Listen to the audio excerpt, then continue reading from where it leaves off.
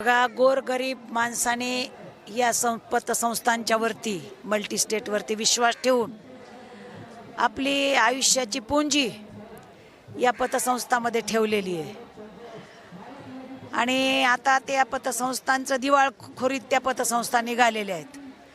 त्यांचे संचालक कोणी जेलमध्ये आहेत, कोणी बाहेर आहेत, चेअरमन आहेत जेलमध्ये। प्रश्न जेलमध्ये जाऊन सुटलेला नाही आहे, उलट क्लिष्ट बनलेला आहे। त्याच्यामुळं मला असं वाटतं की राज्य सरकारनं ह्याच्यामध्ये मध्यस्थी केली पाहिजे आणि त्या पतसंस्थांची जी स्थावर मालमत्ता आहे त्या स्थावर मालमत्तेचे लिलाव करून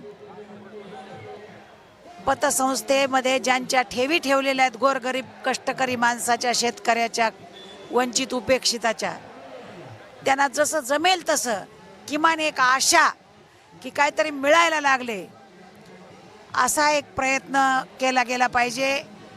काही पतसंस्थांची परिस्थिती बरी आहे, त्याच्यामुळं सरकारने जर वेळीच हस्तक्षेप केला तर ठेवीदारांच्या ठेवी मिळू शकतात। मिळू शकतात। धन्यवाद।